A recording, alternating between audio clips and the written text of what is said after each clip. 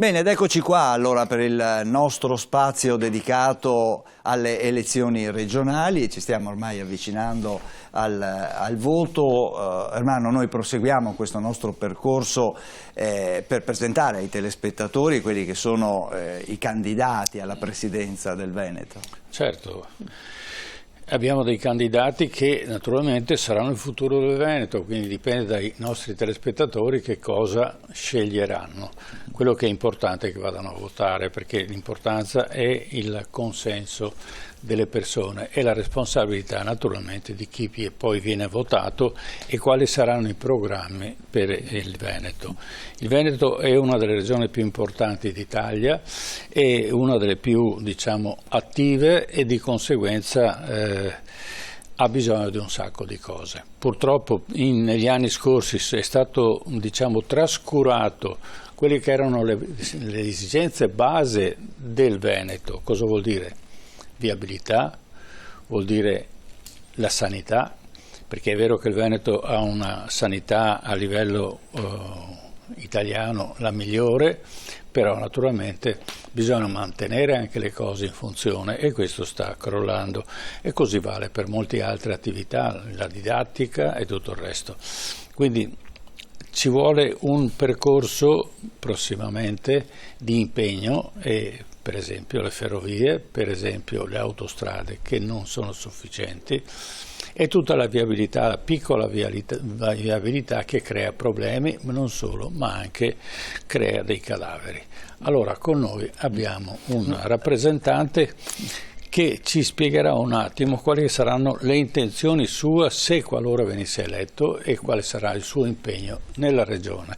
Certo, allora questa sera ringrazio per essere in studio qui con noi, abbiamo Marco Rizzo. Buonasera Rizzo. Buonasera a voi. Grazie di essere qui con noi, candidato presidente di Democrazia Sovrana Popolare, appunto per la regione del Veneto.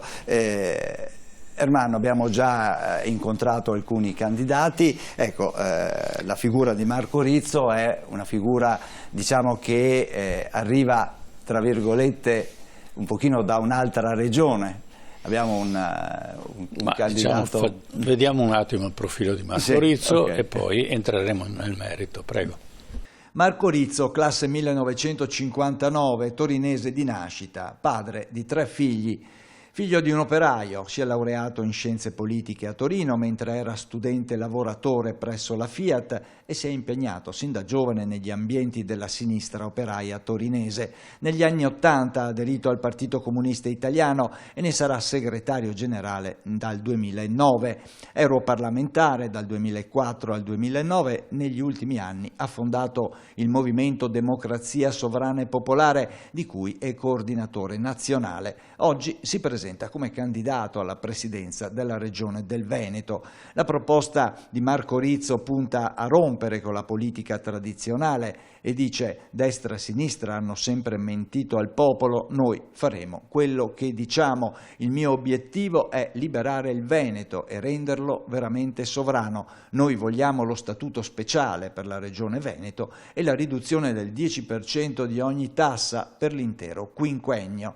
Tra gli altri temi del suo programma, la sovranità popolare e l'autonomia reale per una regione che decida per sé, non subendo imposizioni esterne, difesa del lavoro, dell'impresa, dell'agricoltura, dei distretti produttivi e poi contrasto alla globalizzazione selvaggia, alle imposizioni finanziarie e ai trattati che penalizzano il territorio.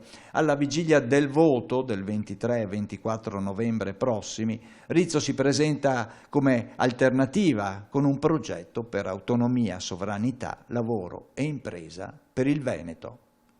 Ecco, questo è il profilo, ma quello che dobbiamo parlare è del Veneto e quali saranno gli impegni eventuali che si prenderà Marco Rizzo qualora venisse eletto presidente. Partiamo da quello che è la viabilità. La viabilità del Veneto è la peggiore che c'è in Italia perché il traffico è molto elevato, abbiamo delle autostrade ma assolutamente insufficienti, soprattutto d'estate, quando c'è una massa di turismo. Sono state fatte delle strade ma inadeguate, con costi folli. Allora vorrei sapere da Marco Rizzo qual è un'ipotesi di miglioramento di quello che è la viabilità, perché noi abbiamo appunto dei problemi e abbiamo tanti morti sulle autostrade che diversamente potremmo evitare. Prego. Allora, intanto ci vuole una premessa. La premessa è quella, perché quando si discute e si fanno delle proposte bisogna capire dove si prendono le risorse, perché noi possiamo adesso fare un elenco di cose bellissime con delle soluzioni spaziali da parte di Marco Rizzo, ma poi irrealizzabili perché non ci sono le risorse. Allora io vorrei fare una premessa sulle risorse. Io le risorse saprei dove prenderle. Però c'è una cosa strana, su alcune regioni hanno trovato le risorse, in Lombardia le strade sono completamente diverse rispetto a quello che invece sono. No, è vero questo, però abbiamo un'autostrada che va da Venezia a Trieste che è ancora un cimitero. Allora vorrei sapere se la chiudiamo questa cosa o no. I telespettatori poi dove troverà le risorse sarà la sua abilità. Prego.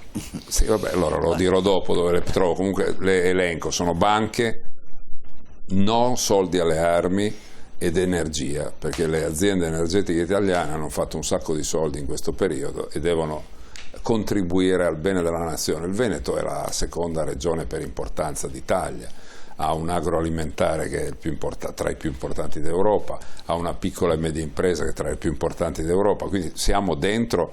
Se crolla il Veneto crolla l'Italia. Quindi è chiaro che il tema della viabilità in una regione del genere è fondamentale, però vorrei dire cosa penso io sulla viabilità. Intanto non ho delle tare ideologiche, perché spesso a sinistra, la sinistra da cui provengo, c'era molta ideologia rispetto alle grandi opere. Si devono fare opere senza rubare, questo sì, ma questo è un problema di controllo, non è un problema di essere contrari alle opere. Il Veneto è in una situazione cruciale anche dal punto di vista geografico, da est a ovest e da sud a nord. Io abito a Rovereto e quindi vedo cosa significa quell'imbuto, no? Che è la valle che ci porta poi al Brennero, e quindi è chiaro che dobbiamo avere una titolarità anche strategica. Il problema è che la politica non ha mai programmato, né dal punto di vista industriale né dal punto di vista economico né dal punto di vista sociale negli ultimi 30 anni. La parola programmazione economica io me la ricordo quando ero ragazzino, quando c'era la Prima Repubblica. Adesso non c'è più perché i politici guardano la punta delle scarpe. Ma questa è un'analisi di una storia che tutti conosciamo, lo stiamo vivendo. Lei cosa propone? Sì, e cosa ci mette lei perché le cose vadano risolte? Potrebbe fare lo sciopero della fame? Faccio un esempio, potrebbe fare lo sciopero della fame purché il governo, qualunque esso sia, cacci i soldi perché il Veneto paga le tasse più alte d'Italia. Le dico, lo sciopero della fame io credo che sia una cosa molto seria. Certo. In Italia è stato un po' abusato. Lo sciopero della fame è vero. Lo hanno fatto i detenuti del Nord Irlanda contro l'Inghilterra, ne sono morti a decine. L'ho fatto anche Gandhi. A partire da Bobby Sands, che ricordiamo, sì. Quelli erano scioperi della fame veri, perché erano scioperi della fame per la libertà.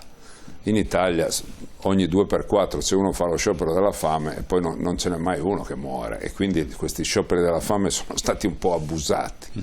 Detto questo, io non ho nessun problema a mettermi sui binari a Rovereto, no, ma posso farlo a Verona per non far passare un treno se c'è da vendere una buona causa. La causa della viabilità certamente è una di queste, però anche qua, noi quando parliamo di Veneto, spesso in questa campagna sento parlare di Veneto, ma non è che il Veneto è un sistema a sé. Il sistema ferroviario del nostro paese, che è stato sottostimato rispetto a quello autostradale, perché c'era la Fiat, questo è quello che è successo nel nostro paese, non è che si può costruire così in poco tempo. Per questo io parlavo delle risorse, ad esempio, le risorse che possono arrivarci dalle banche sono tantissime. Possiamo tassare le banche così abbiamo non le risorse? Non tassare le banche, attenzione, no. Le banche hanno avuto dal 21 al 25 167 miliardi di profitto.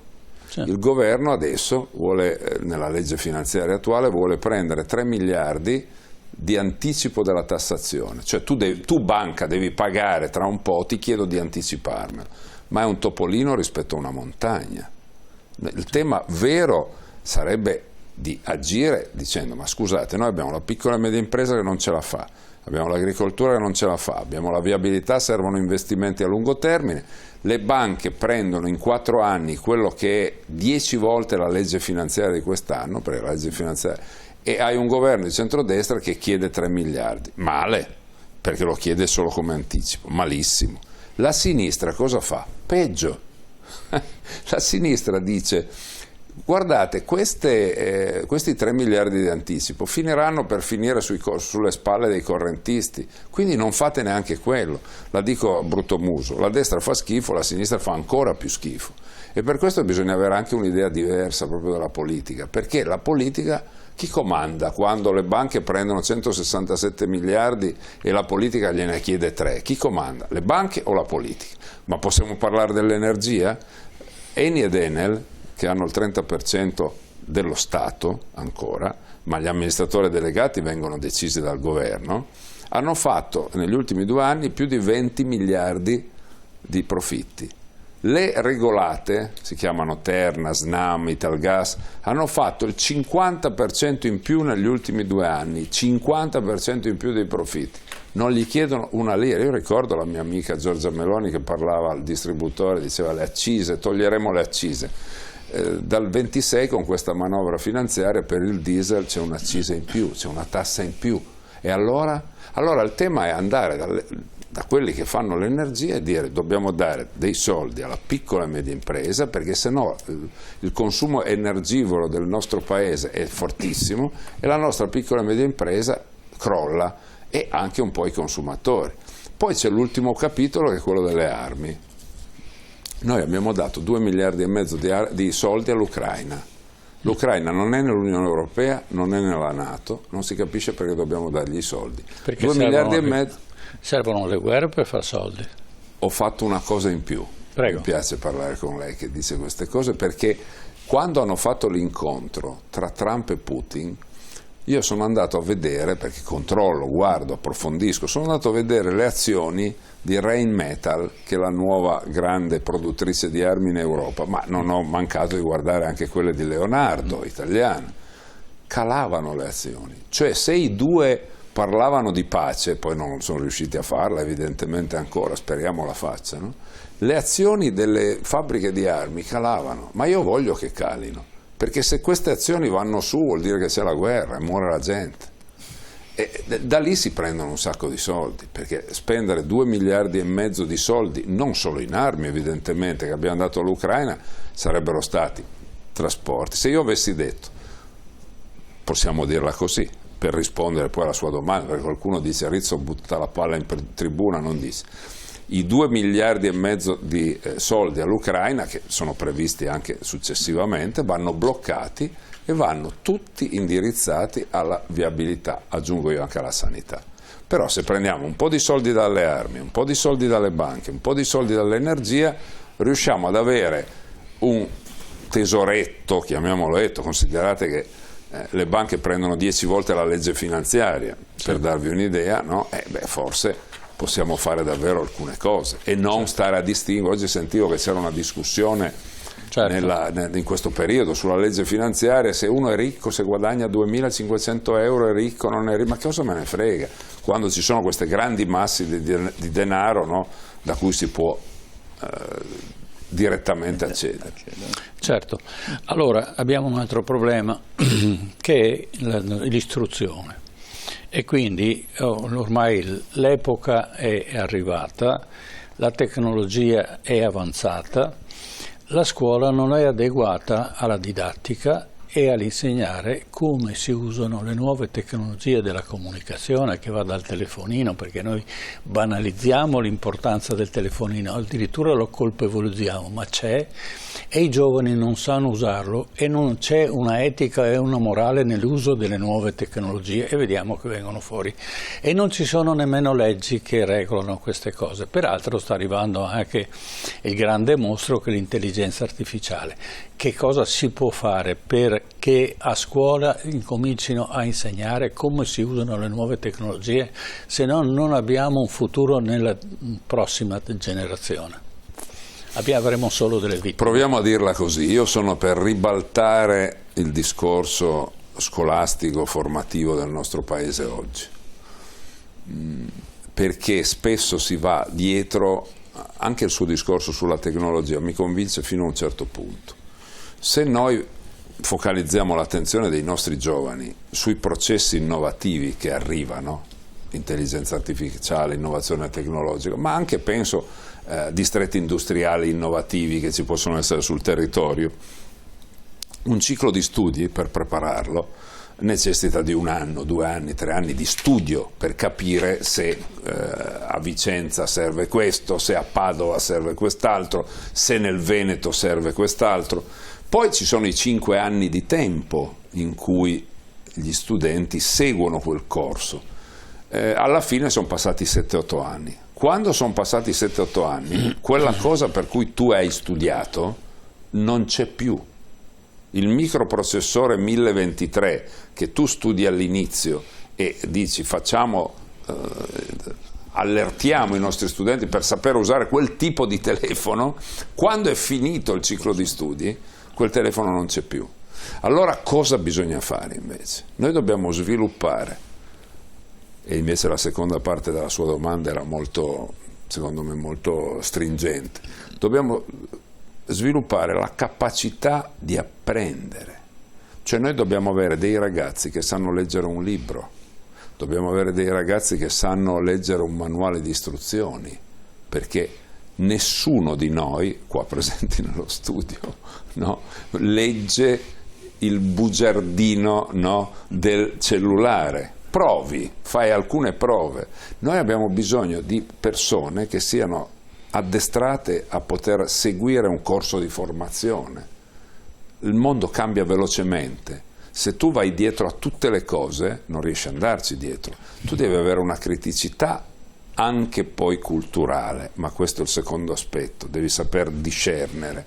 Quindi la scuola dovrebbe non insegnarti ad inseguire un prodotto o una produzione, servono carrellisti, no, servono quelli che sanno riparare i freni, perché quando questi hanno imparato a riparare quei freni sono cambiati.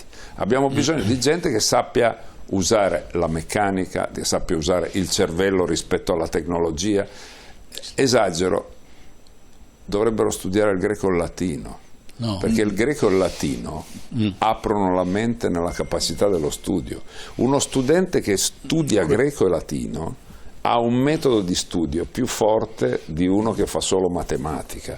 Per imparare la matematica devi avere anche quella mentalità lì. Quindi il concetto dovrebbe essere: dobbiamo formare i giovani ad autoformarsi poi nel tempo, perché se noi mettiamo, e ad esempio una delle proposte non si fa con la regione perché è una normativa che riguarda lo Stato, l'innalzamento dell'obbligo scolastico sarebbe fondamentale. In tutti i paesi dove innalzano di 1 anno l'anno scolastico il PIL cresce, perché è il futuro della nazione. Se tu hai una nuova generazione ignorante, no?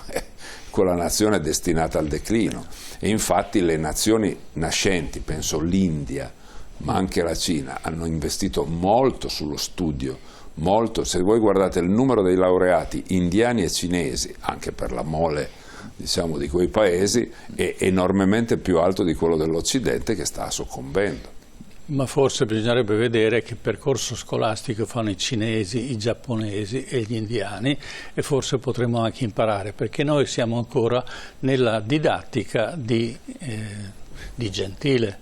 Questo è verissimo, questo è verissimo. Addirittura poi noi trattiamo male quelli che dovrebbero darci una mano, che sono gli insegnanti, sono i meno pagati d'Europa. Noi diciamo che gli studenti devono sapere questo, ma chi insegna a chi, diceva Napoleone, non abbiamo personale adeguato alle nuove tecnologie, ma non solo, anche a una didattica passata, cioè una didattica normale, perché naturalmente mancano i corsi di aggiornamento per gli insegnanti in maniera tale che siano in grado anche di affrontare le cose nuove. Abbiamo visto durante il Covid che c'era una didattica attraverso le tecnologie, cioè attraverso i computer, attraverso i telefonini, eccetera, ma non era assolutamente in grado di adempiere a quella che era la sua funzione. Perché? Perché nessuno sapeva usare questi mezzi. Allora è inutile che io passi dalla bicicletta alla macchina se non ho la patente, e quindi il governo deve organizzare i nuovi docenti. Prego. Io credo che i docenti intanto debbano essere pagati di più, perché i nostri insegnanti hanno lo stipendio più basso, sono al 26esimo posto in Europa, primo. Sì. Secondo, debbano essere un po' sburocratizzati, perché lo vedo perché ho una figlia che fa l'insegnante, mi sono occupato molto delle tematiche della scuola in tutta la mia vita politica e non, e vedo che c'è un carico burocratico inutile. Un conto è il registro elettronico, un conto è una sovrastruttura, no, di vario tipo, e quindi la formazione deve essere quella che è premiata di più, dovrebbe essere uno degli investimenti più importanti di uno Stato, però in questo caso non riguarda la Regione ha delle competenze limitatissime. Noi stiamo parlando di elezioni regionali. Le elezioni regionali, la ciccia è che l'80% del bilancio di tutte le regioni, in un posto è 79, in un posto è 81, è sulla sanità. Di fatto le regioni servono per gestire la sanità pubblica, perché il resto del 20% sono taglio dei nastri e stipendio del personale. Quindi è inutile che stiamo a discutere di tante cose, la vera sostanza è la sanità pubblica. Con le regioni la sanità pubblica funziona meglio? A me pare che non sta funzionando. Poi ci sono delle eccellenze, il Nord, la Lombardia, il Veneto, però cominciano a esserci persone che non si curano più. Sono le persone anche vittime dei territori dello spopolamento, nelle montagne, perché lo spopolamento, che è uno collegato alla salute, perché se tu hai la salute spostata più in là, tu o rinunci a curarti oppure ti devi spostare. Vale anche per le scuole e per i trasporti, però la sanità è il tema fondamentale e noi non possiamo, bisogna anche qua secondo me cambiare completamente il registro. Si è passate dalle unità sanitarie locali alle aziende sanitarie locali.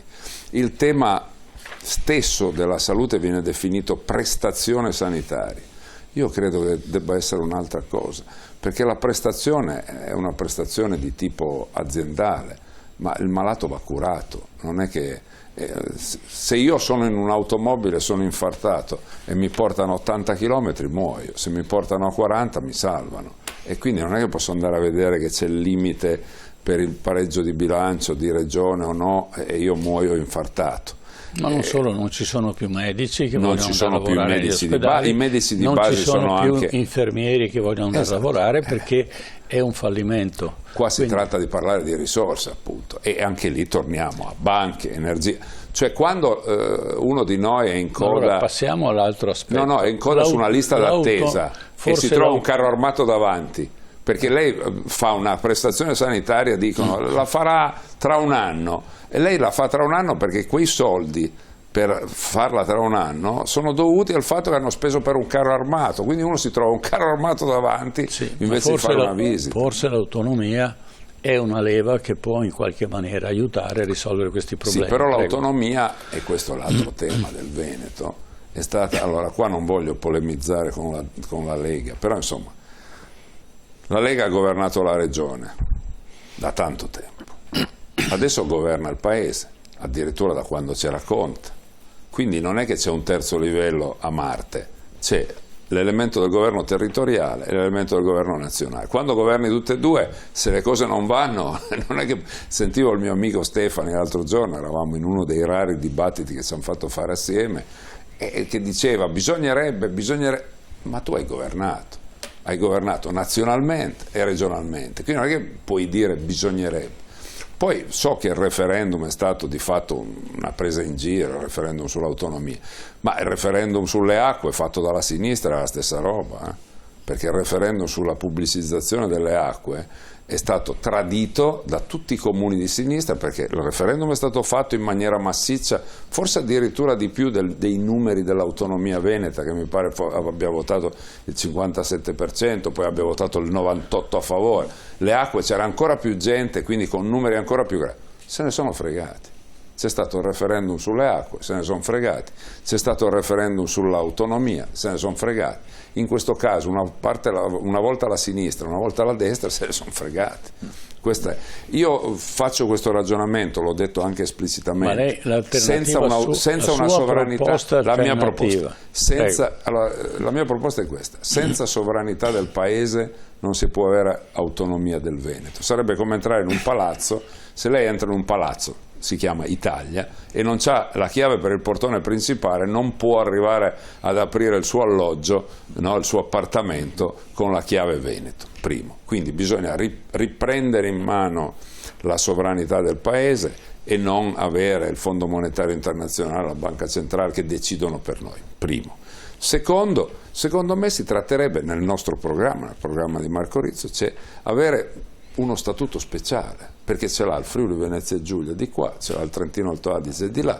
Si tratta di stabilire un elemento di statuto speciale, perché il Veneto è una delle regioni più importanti, ripeto. Se crolla il Veneto e i termini, crolla tutta l'Italia, e dato che le previsioni sono queste, sono purtroppo amare: terza, quarta potenza del mondo 30 anni fa l'Italia, ottava, nona oggi, tra 10 anni siamo la 23esima, le prime 3 economie del mondo saranno in ordine: India, Cina, Stati Uniti. La Germania, unico paese europeo, sarà al 10° posto. Siamo in un declino. Questo declino può essere arrestato? Io spero di sì. Lavoriamo per arrestare questo declino. Charles de Gaulle diceva: per comandare bisogna prevedere. Ecco, i nostri politici oggi guardano la punta delle scarpe, non guardano neanche al di là del tavolo, non sanno neanche cosa c'ha lì sotto, capisce? È perché questa è la politica oggi.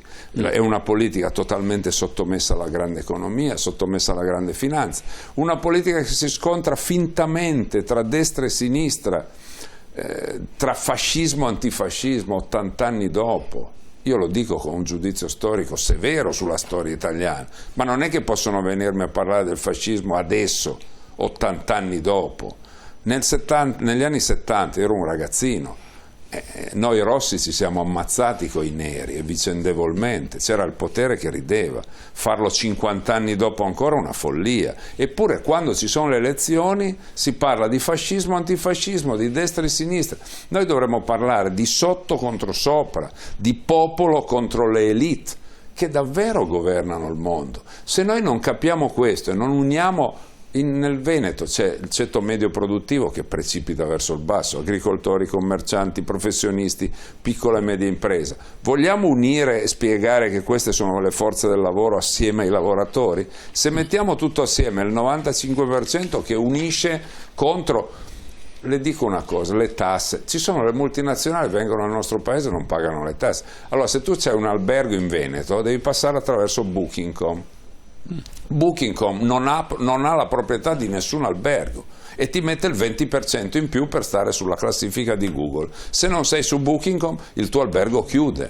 Vogliamo parlare degli alloggi? Airbnb non ha un alloggio di proprietà, eppure si prende il 15% sugli affitti. Vogliamo andare avanti? Uber non ha un'automobile e via di questo passo. Ma queste multinazionali arrivano, prendono i marchi, prendono i finanziamenti, delocalizzano, licenziano, non pagano le tasse. Ma una piattaforma come Booking, pensate che sia così difficile da fare? Cioè la regione Veneto non può fare per i suoi alberghi, per le persone che vogliono affittare, 2 piattaforme, una simile a Booking.com, una simile a Airbnb, e dire la facciamo noi, 2%. il servizio, 1%, non il 20%. Oppure queste multinazionali, se operano, devono pagare le tasse qui. Guardi che sarebbe una rivoluzione, ma è proprio perché è una rivoluzione non ce la vogliono far fare, lo capite? Certo, perché sono a guinzaglio delle multinazionali. Esatto, e questa è la politica oggi. Ma non vedete, adesso lo dico con rispetto, i nostri ministri, quando ricevono questi magnati, no? Penso Musk, ma avete visto anche c'è la fisionomica, no? Come si atteggiano. Arriva a me raccontavano che Gianni Agnelli, quando andava a parlare da Craxi, stava in attesa fuori dalla porta. Adesso arriva uno come Musk, ma non perché mi piace o non mi piace, perché arriva un grande del mondo, vengono trattati come fosse il Papa. Non è giusto. La politica non può stare sotto l'economia, lo capite? Perché perché la politica, per quanto faccia schifo certe volte, alla fine il politico lo voti. Il capo di Google non lo voti. Lo capite? Questa è una differenza enorme. E allora se quello che lo voti, il politico, deve avere il controllo del popolo sulla base delle votazioni, sulla base anche del vincolo di mandato, che forse andrebbe tolto, no? Perché in Italia si è senza vincolo di mandato, poi uno viene eletto e fa il contrario. Noi abbiamo come slogan: noi faremo quello che diciamo, perché hanno cambiato tutto. Ma il Movimento 5 Stelle ha detto delle cose giustissime, è andato al governo, ha fatto il contrario. Certo. Insomma, anche il mio amico Salvini, Vannacci parlano per la pace, giusto, bravi. E poi adesso cosa fanno? Votano le sanzioni contro la Russia di nuovo? E se sono per la pace. Hanno votato a gennaio, la Lega ha votato a gennaio, 22 gennaio alla Camera, 28 gennaio al Senato, l'11° pacchetto di armi all'Ucraina. Ma non erano per la pace. Cui prodest, diceva Cicerone, a chi giova, e purtroppo la politica noi le eleggiamo democraticamente, poi loro fanno quello che vogliono. Noi faremo quello che diciamo. Abbiamo messo il vincolo di mandato, il vincolo di programma, i nostri candidati se cambiano idea vengono cacciati. Quindi brevemente siamo in chiusura, un elenco di quelle che sono le vostre proposte in sintesi, prego. Il metodo: faremo quello che diciamo. L'autonomia: senza sovranità dell'Italia non ci può essere titolarità per il Veneto. Il lavoro: soldi alla piccola e media impresa, all'agricoltura, e salario minimo regionale per i lavoratori. Tanto i sindacati fanno finta di parlare di questa roba e non lo vogliono mettere. Questione importante: la salute. Sanità di prossimità, sanità di territorio, aumento degli stipendi dei medici, del personale paramedico, per evitare che ci sia anche la fuga nel privato. Certo. In ultimo il tema enorme della cultura. Noi dobbiamo preservare non la cultura per differenziarci, ma perché il nostro paese, a partire dal Veneto, è quello più ricco di cultura, più ricco di storia, con la cucina più buona del mondo, con il 70% della storia del mondo. Quindi serve una quota non indifferente, che poi chiaramente ha una ricaduta sul turismo, su tutto quello che è la cultura in generale, sull'arte. E in ultimo, lo dico proprio ultimo perché è un dato di adesso, all'Arena di Verona non si fa andare un baritono russo perché è russo, è una follia. Certo. La guerra non deve entrare nel discorso dello sport, deve entrare nel discorso dell'arte. È incredibile che questo possa avvenire, e su questo vorremmo, come dire, fare un'indicazione di un mondo che, partendo dal Veneto, ha una sua titolarità anche per l'umanesimo, che, come dire, è quello che ci contraddistingue come genere umano. Grazie. Grazie a voi. Grazie infinite, e il programma appunto abbiamo visto di Marco Rizzo, di conseguenza i nostri telespettatori hanno possibilità di avere con maggiore chiarezza la possibilità di votare ovviamente, ma soprattutto raccomandiamo che vadano a votare, qualunque sia, di qualsiasi partito, ma bisogna che ci sia il consenso generale, allora abbiamo una partecipazione veramente democratica. Grazie. Vi sono davvero grato. No, grazie a lei, grazie a Marco Rizzo, ricordiamo candidato presidente Democrazia Sovrana Popolare. Si può anche fare il voto disgiunto, uno può dare il voto a un candidato di Fratelli d'Italia, della Lega, di altri partiti e votare il presidente, tanto pare che Stefani abbia stravinto, quindi come dire può anche prendersi qualche voto Rizzo. Aspettiamo il giorno delle elezioni. Grazie ancora a Marco Rizzo per essere stato con noi, grazie ai telespettatori che ci hanno seguito fino a quest'ora. Ci fermiamo qui, vi lasciamo alla nostra programmazione e noi ci ritroviamo venerdì prossimo alle 21 con TV7 Match. Buonanotte a tutti.